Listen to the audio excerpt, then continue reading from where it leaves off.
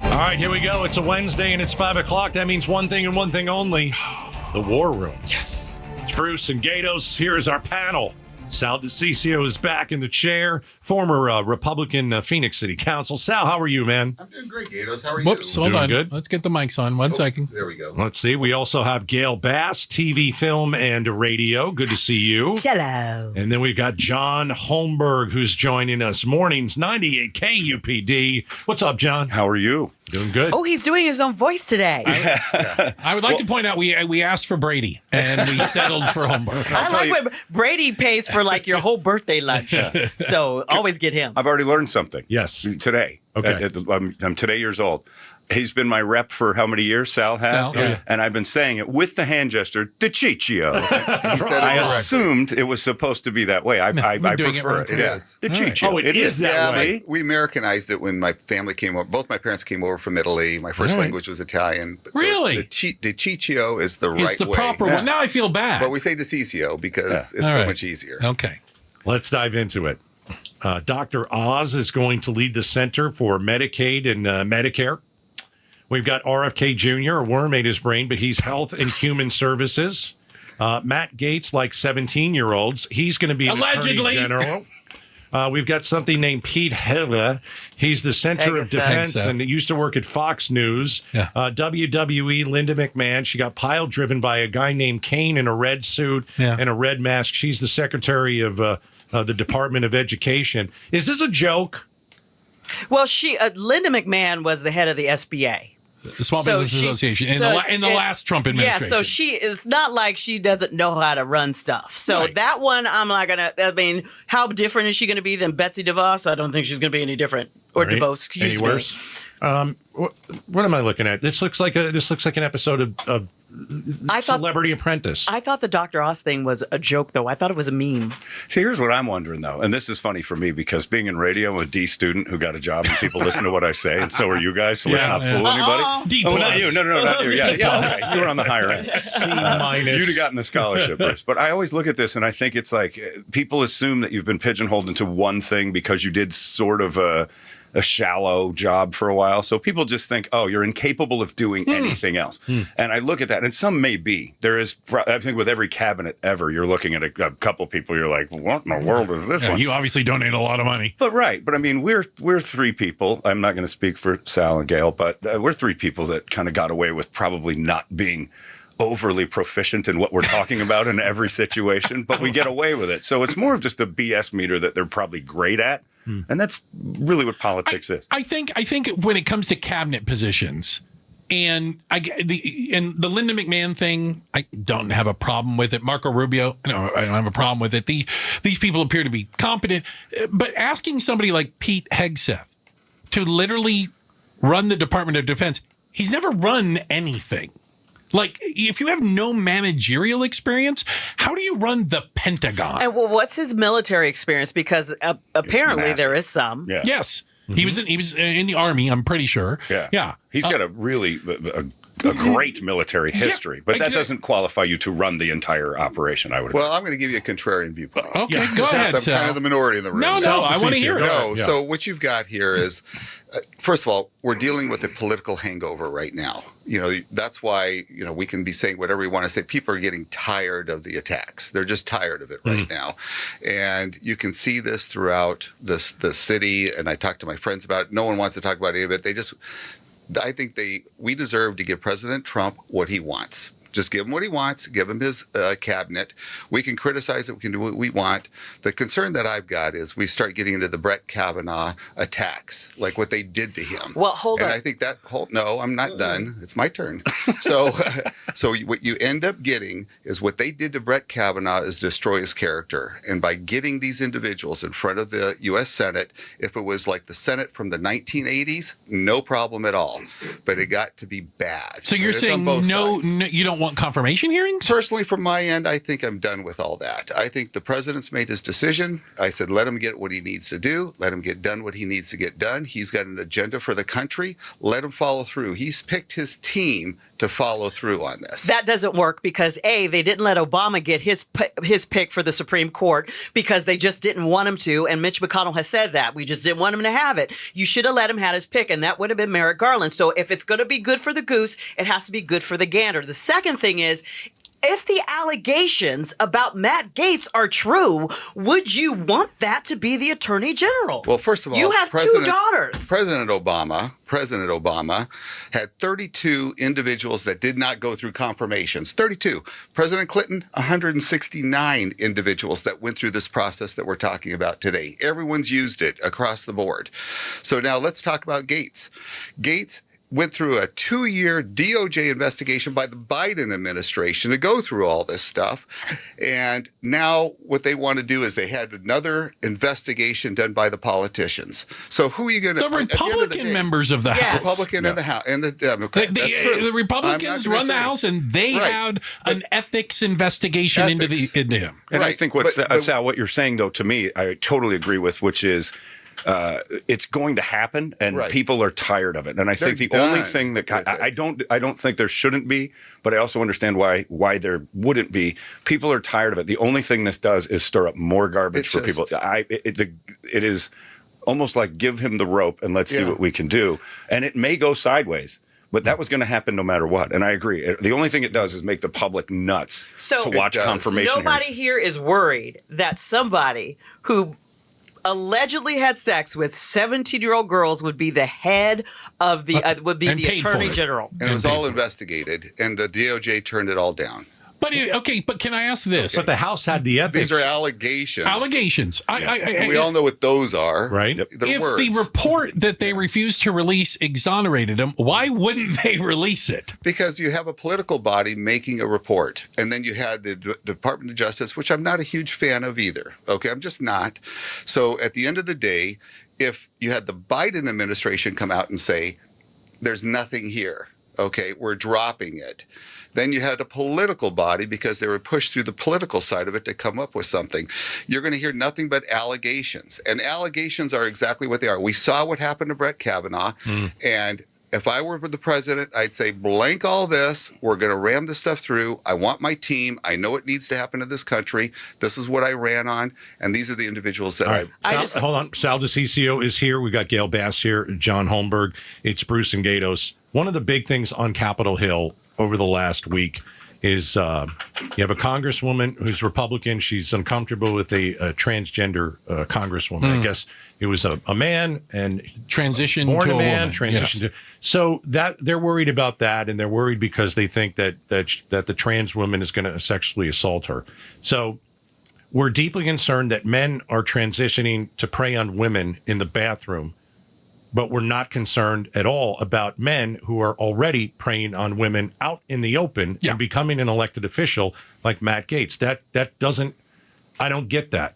Well, it's not a consistent argument. That's what I'm saying. That's what I'm saying. Yeah. I mean, which one is it? I actually agree with Marjorie Taylor Greene on something the other day. She said, let's release all of the ethics report. Yes, absolutely. R's, D's, I's. I could care less. Let's find out who's been breaking the law. But I think I agree with Sal on that too. Allegations have become stains that don't matter if there's truth or not. Where do you go to get your reputation back? Exactly. And there's no redemption stories. Once it's stained, even though he's, kind of, I won't say cleared, but been pushed aside. It's one of those things where the stain can't leave. Even if they did release something and said, it was all not real, the stain lives. And that's because media and everything else attacks something and then goes, that's no good. But then we're not going to investigate anything then? Yeah, that's not the way to go. Well, you have to still do that. The question is, what happened to those 17-year-old girls? Their attorney spoke and said it did happen. Right. It happened. I'm gonna err on the side of believing the victim until there's proof that they didn't do it. Right. The DOJ and I agree report. with that. How about that? It seems, though, we get so black and white. There's no nuance. It's like, you're absolutely right. Sal's absolutely right. In my opinion, There's a group of people who said, let's move this aside. We're not really going to have anything to go after him. And also there's an entire piece of paper that says, there's more to this. We're just not going to let you know. Somewhere in the middle is where we should be. And we're all fighting no, they did. But I don't think the truth matters anymore either, quite honestly. So we had an election where the truth doesn't matter. That's true. Bruce is right on that. So I got to tell you, if we went back to the 1980s, not even so much even the 90s, the 80s is when people actually took their jobs more seriously than what we're seeing today. You mean like elected officials? Yes. I've seen it on the Republican side and I'm seeing it on the Democrat side. Everybody gets a chance to take a bite at somebody else because they think they're going to get better at it. And it's wearing. Well, they want to clip on the news, right? They want to make the viral clip out there. Right. He's Sal DiCiccio, a former city councilman right here in Phoenix.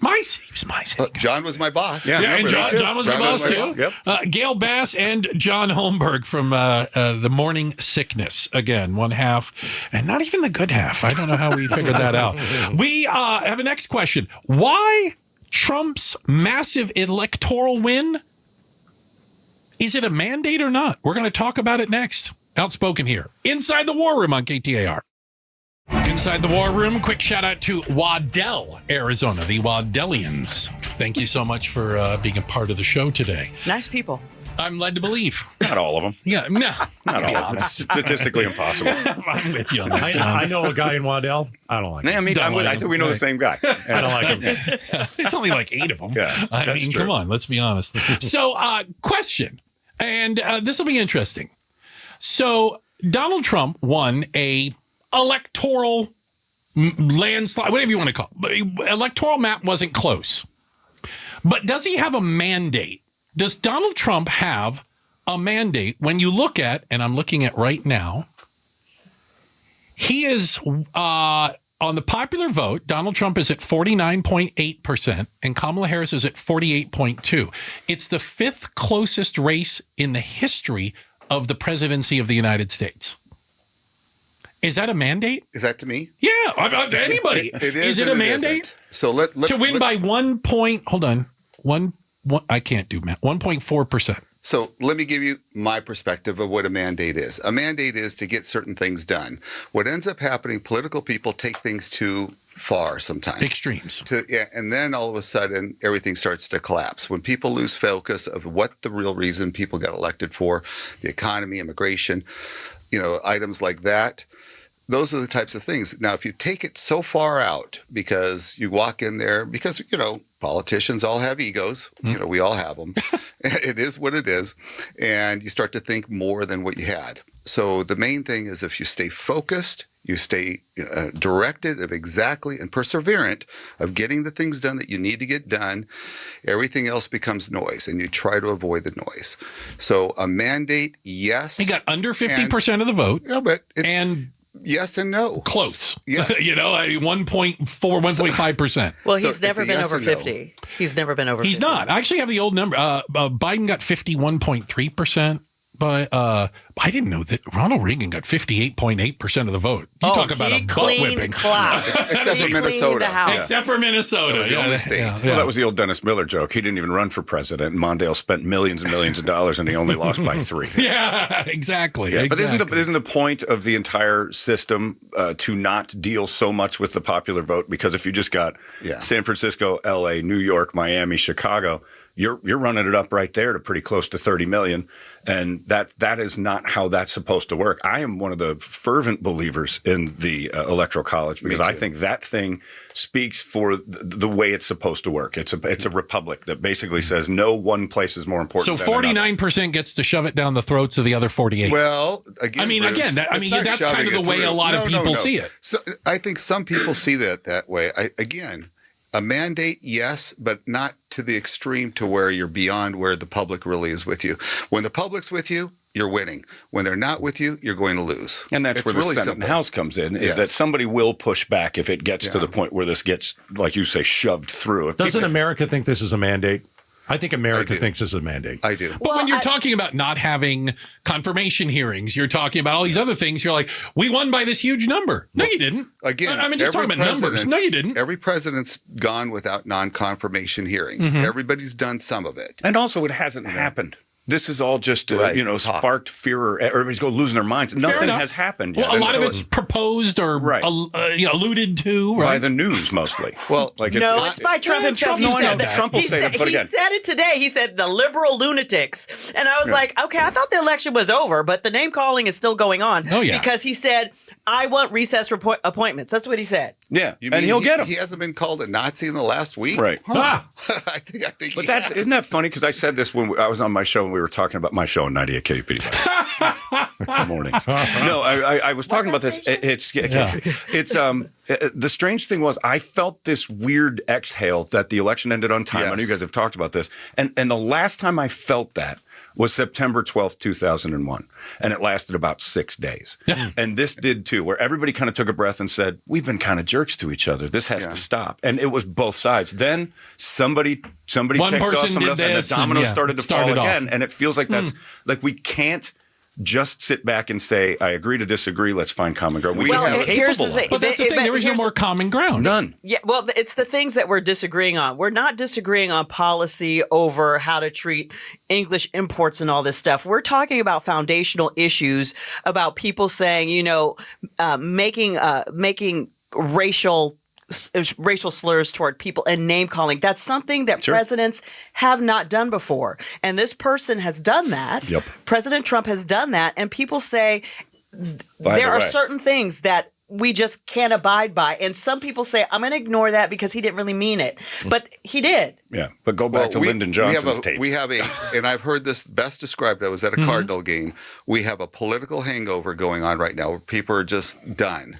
Yeah. That's True. right. Like John, True. people just want this thing to work out. Yep. They just want it to work out. And I've never seen this before. The day after, and I'm telling you, I've been around a lot of Republicans. Yeah. No gloating. Just like, hey, we won. Hey, that was have great. been on Twitter. That was about it. You have not been Well, on that's not the Twitter. real world. Well, Come on. And they mentioned then- your name and said, Yeah. your guy lost. Ha ha. Okay. Well, Yeah. All right. Hey, we're inside the war room again. Sal DiCiccio, Gayle Bass, John Holmberg. Tell you what, let's reset a little bit. Trump has said, hasn't done it yet, but has said and repeated it over and over, he wants to use the U.S. military to conduct mass deportations. Up to 15 million people. We're going to be talking about that. Is it even possible? Coming up next, Inside the War Room on KTAR. all right, second half of the War Room every Wednesday at 5. We've got John Holmberg, our buddy from 98 KUPD, Sal DiCiccio, former Republican Phoenix City Councilman, and we've got Gayle Bass, TV, film, movies, radio, everything. Bruce and Gaydos. Let's Yes. get into mass deportations. I don't think the cabinet is the number one issue with everybody. I think people are wondering, how is he going to conduct mass deportations? Trump admitted yesterday, he confirmed it. He wants to use the military to conduct mass deportations. And how far do you guys think this is going to go? Is this going to be, as I like to call it, tier one? Who's in tier one? Someone here who's illegal and a criminal, and they should go. Does it go to tier 2 or tier 3 where we have maybe 2 people, they're married, been here 5 or 6 years, 2 kids, they're now Americans, they're all getting kicked out? How far is this going to go? Well, just so for legal purposes, the military is not, they're prevented by law from rounding people up like people think it's going to happen. The Posse Comitatus Act. What I think what I believe he's going to do is use the military to build places to house these people. So what we're talking about is Texas, possibly. Because the governor there has offered up some real estate and said, we can build here and we can keep people here. Concentration camps. I don't think it's a Bruce. concentration. Well, that would be Oh a my work. gosh. That would be a work center if you're just housing until you figure out how to take care of the issue. process. Yeah. No, if it turns I into love you, concentration brother. camps, hey, look, history tells us that's very possible when you say, hey, we got a bunch of We're people. just going to round these who aren't people up we don't working. like. Yeah, exactly. That's different. We had the statistics the other Let's day. not go to like the worst No, place there's Right. 30. we can possibly go. Here's A one of the problems. concentration camp is not fair. No, I agree. Yeah, but I'm not here to be fair. 38,000 detention cells we only have room to hold 38,000 people. The federal government does right now, which is why they don't hold millions of people. There's literally nowhere to put them. Yeah, I think there are. Tearing down these malls has been the worst idea ever. We've had an Metro opportunity. Metro Center. You're really going to miss Metro Center, aren't you? No, I could have solved homelessness and this problem with malls. All you have to do is just shore up the Or old egress strip and malls. ingress. Old strip It's true. malls, We yeah. keep tearing them down to build new apartments. I'm like, no. We've got detention centers at the ready, and they've got a TCBY. There's a TCBY And in it. plumbing. And plumbing. It's already all plumbed. pre-built. All the parking they need. How many See, we people need fit in a problem Robinson's? solvers. It's common sense, Bruce. That's why you bring me here. So I do think But Sal's you not can taking me use the seriously. The adults in the military room. to No. I think you can use the military, like Gayle had said, to build things. You can or can't? You can. You can. You can use them also to patrol the border. All you right. can use them for that.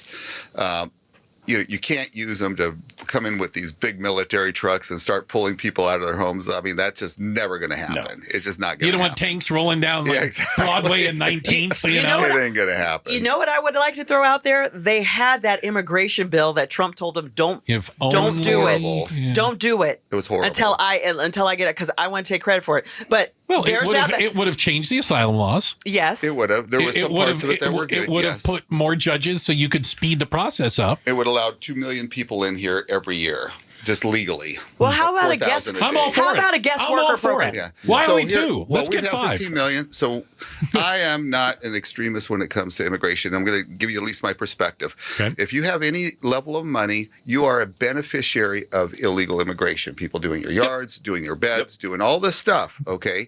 You're a beneficiary. If you're poor, and you're part of the working poor, you're actually the payor of this because your children have to go to school where other kids can't speak English. Now, remember, my first language was Italian. I couldn't speak English till the first grade. Wow. I know what that's like. Okay, that was in first grade. You assimilated. You assimilate, had to. My parents made sure of that, right?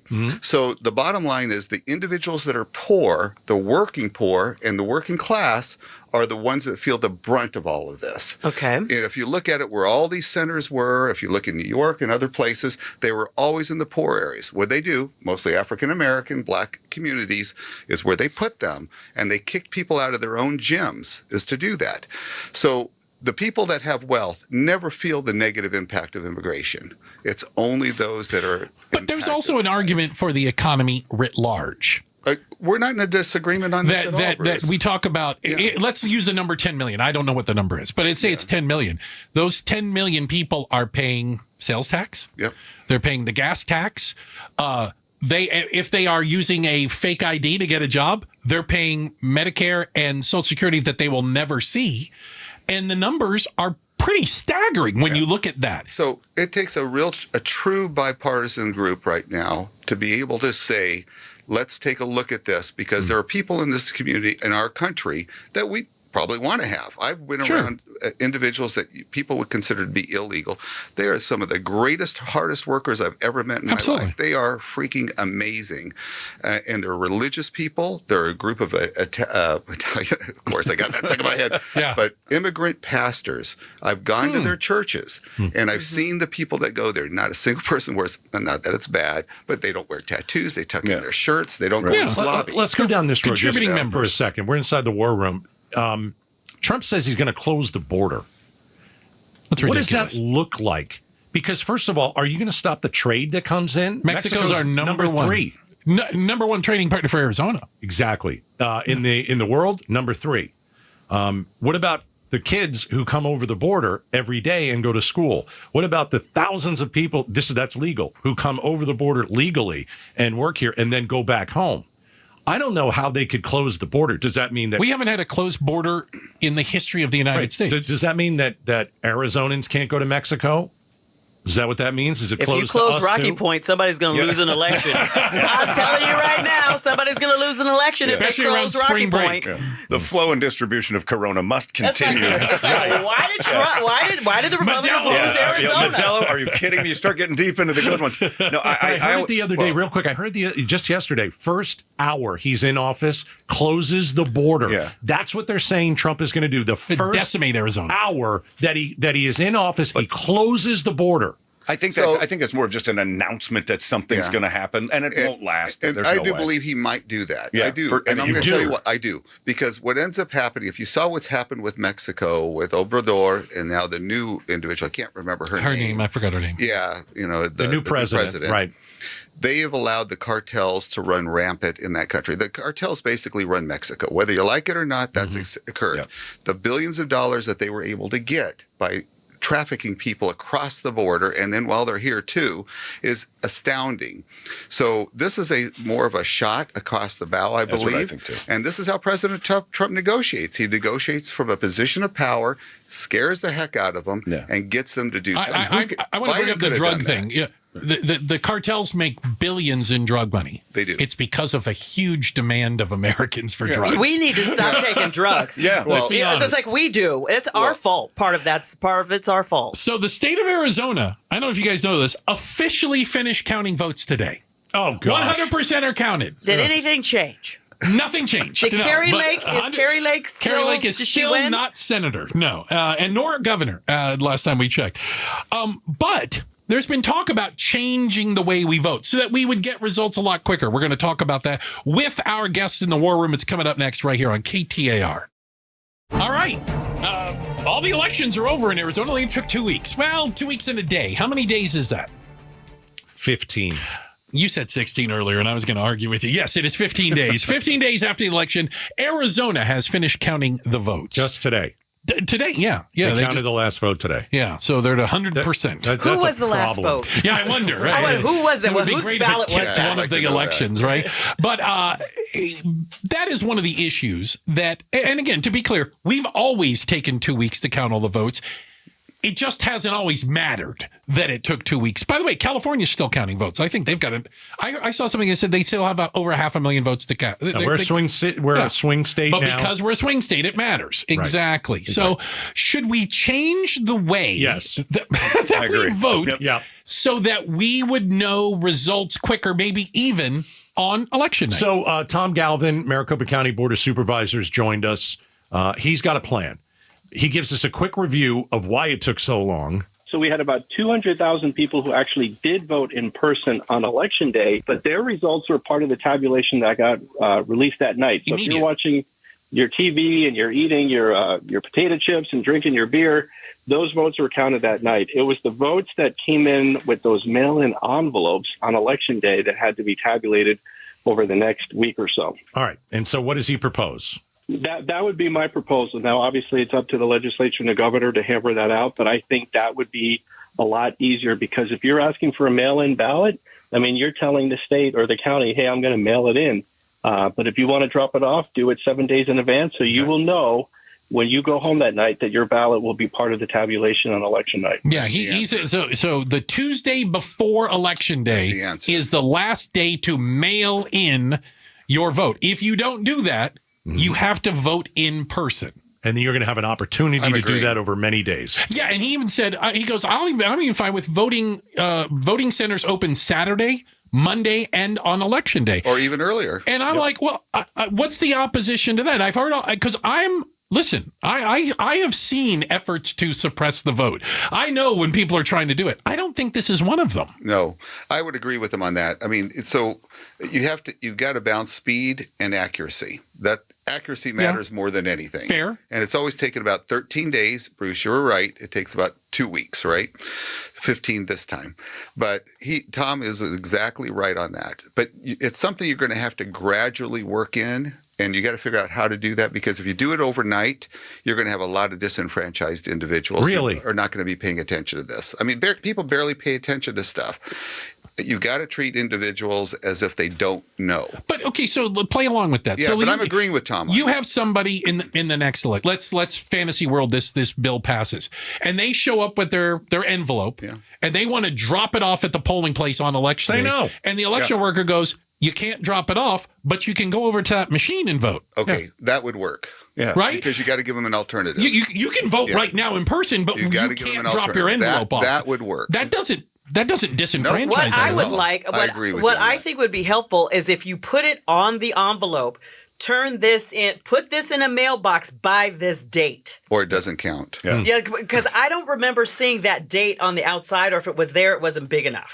But, because people have to be Gail's treated like I mean, like, I are you understand. smarter than a fifth grader? Here's the thing. You got to put it at fifth grade level. I'm so tired of the idea that we have people who want their votes to count but don't have any idea what the rules are and then complain after, like, well, I want to be involved, but you moved the day. It's like, pay attention or you're out. It's when in are we the going to stop Constitution. coddling? The first It's Tuesday in of When November. It's are in we the going to stop Constitution. coddling these people who constantly say, I didn't know? Good. I don't want you to vote, because if you don't know when the vote is, you don't know what you're voting for. If you can't Google. If you can't, there's the internet. Go to the library. Argument with. We've got to I stop agree with you. coddling Let's- the dumb to let's- make it. Okay. I like let's Bruce's hear idea on that. let's hear from Galvin once again. He wants to change this. We at the counties, we don't make the law. We carry out the law. Right, yeah. But I have experience overseeing these elections for the last 2 years, and we just can't go through this again, guys. No. Everyone thinks that Arizona is slow. It's not slow. It's the way it does it. Right. It's not because it's slow. It's the way the law is said. Yeah, I think it's the perception of the rest of the country that looks at us, Maricopa County, and says, these guys don't know what they're doing. Right. Wrong. Well, we know exactly what we're doing. The law is stupid. Let's change the Okay, law. The law never mattered. having worked in New York for 2 years, their questions more than that about Arizona is about who we're putting up and the cyber ninjas. I think That's- the cyber ninjas was a that's total it. black eye. Obviously, yes. I think that's the thing. But It's listen, not how long we it's also taking. go back. It was only a couple election cycles ago, and Sal certainly knows this, Yeah. that it ever mattered. Republicans were going to win the state of Arizona by 60%, like they're going to win North Dakota. They didn't even used to campaign in Arizona. There was no reason So what to. was the year that it turned? So, Clinton. Obama? Clinton. oh, you mean turn to the Democrat side? Is Clinton the first one? Did Clinton win Arizona? We used Yes, to be a heavy one time. Democrat state. I mean, Way back in the day. Back in the 60s, 70s, and even the 80s, we were a Democrat state. If you look at who was elected, you had people like Bruce Babbitt, Ralph Castro, all those individuals that were always elected. Dennis DeConcini, Mo Udall. I like Dennis DeConcini. Yeah. He was a good guy. So, but then we moved to a more Republican state, and then we started, I think, during Obama years, I think with President Obama, that is when things started to change back. More purple. More purple. So we've got Republicans, Independents, we're Republican. though. Democrats in the room right now. You don't think we're purple? We- You don't even think we're a lavender? We all like this idea to change the vote. Yeah. Yeah, We absolutely. all like Sounds it. reasonable. Times Five change. people in a room. We all Finally. agree, right? And we Wait. found something. That's sounds- interesting. Because I'm agreeing with Bruce. Yeah, I don't we're want ahead to, of I it. don't want him to yell at me. No. That's a we're doing mandate. great. I'm If just all kidding. five of us agree, it's a mandate. It is a Did mandate. we just make Arizona great again? I think we the did. five of us did that. Nice job, gang. All right. You guys were awesome. As usual, thank you very much, John Holmberg. If you choose, you could listen to him in the morning. It's entirely up to you. I would caution you ahead of time. Gayle Bass, of course, star of stage, screen, and film. Thank you very much for being here. And Sal DiCiccio, former city councilman, always excellent. Great conversation. The War Room every Wednesday at 5. Thanks for watching Outspoken with Bruce and Gaydos. Tap to watch more from KTAR News and click the button in the middle to subscribe.